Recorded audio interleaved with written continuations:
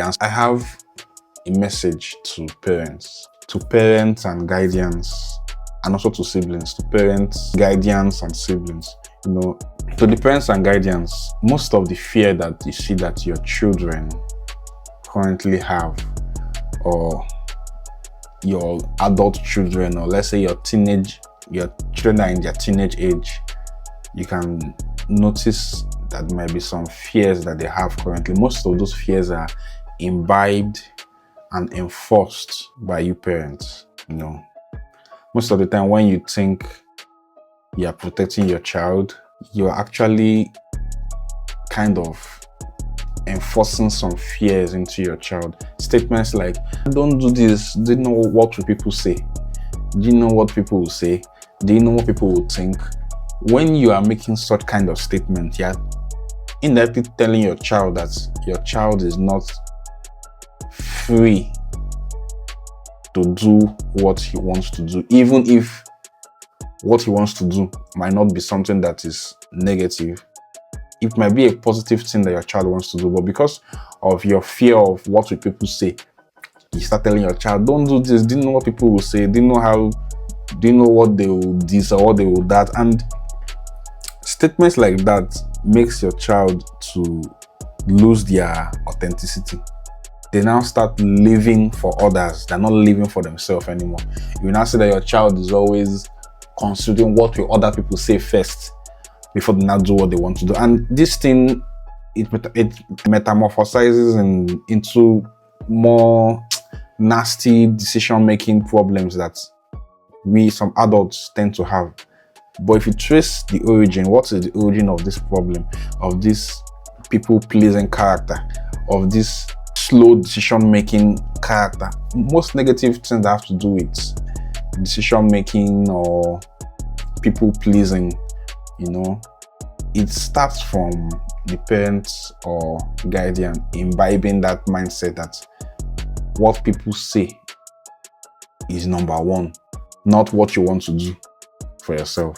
So parents need to work on that. You should stop saying that kind of statement to your child. Stop making such statements to your child. What, don't do this, people will say, no, do you want people to do this? Why should people's opinion of your child matter so much to you as a parent, and not what your child wants to do? What your child wants to do should be number one, not what people will say about your child. If your child wants something that is positive, what people would say should not be a yardstick to decide if you would permit the child to do that thing or not. Because why are you caring so much about what strangers would say to your child, other than what your child feels and wants to do? So you're programming your child to be small. When you're making such statement, you're programming your child to be small. Then the child will now grow up with the mindset and the fear that would later make them paralyzed in life. Paralyzed, I don't mean physically paralyzed, but their mindset will be paralyzed. They can't move forward, they can't take action, they can't do anything, because they've been told that before I can do anything, it has to be aligning with what people want. It has to be aligning with the majority of people online. It has to be like, people have to be okay with it. Why should people be okay with what you want to do before you do what you want to do? Especially when it's positive. If you want to do negative things, I'm sorry about that. I don't encourage negative actions. But if what you want to do is a positive action, or something that is not going to harm anybody or to harm yourself, something that would help you in the long run, or something that you would thank yourself for in the long run, why should you be caring about what people will say now? When now is just now, and now will pass away so fast.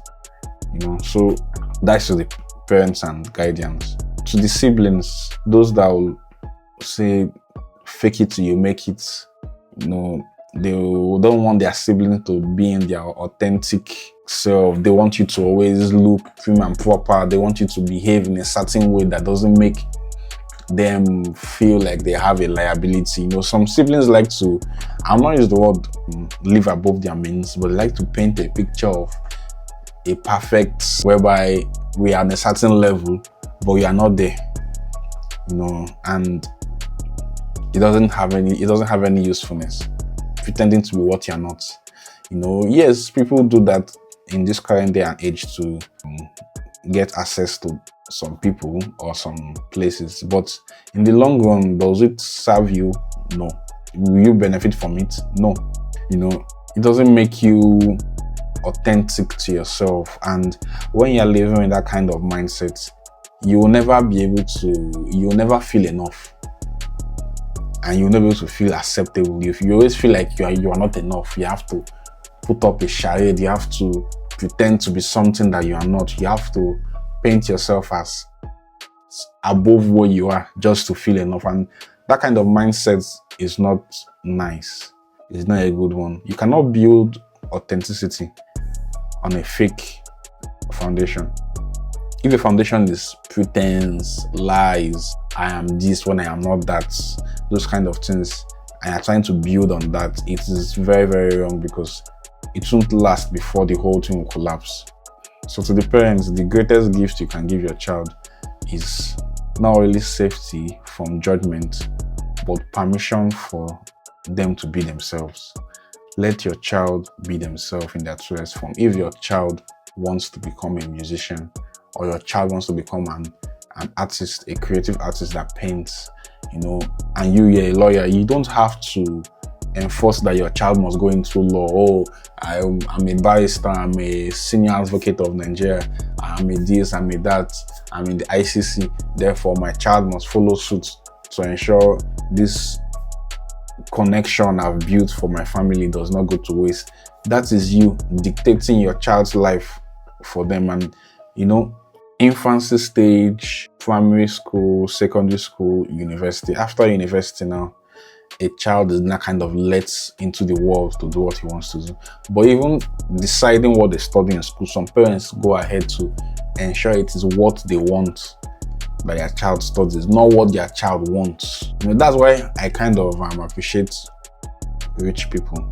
Some rich people have this mindset of you don't need to force a child to do something. Like someone like Mr. Femi Otedola, he doesn't force his children to do a certain career, follow a certain career path.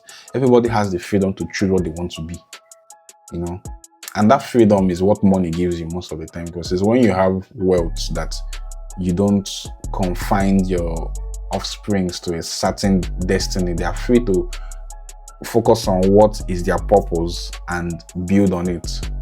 That's why I can say that a billionaire can have a child that is into drawing or singing, and he's a billionaire from a certain career field in life, but he gives his children the liberty to be their most authentic selves. So parents need to stop enforcing things for their children. Let your children be who they want to be, so long as it's not detrimental to themselves in the long run.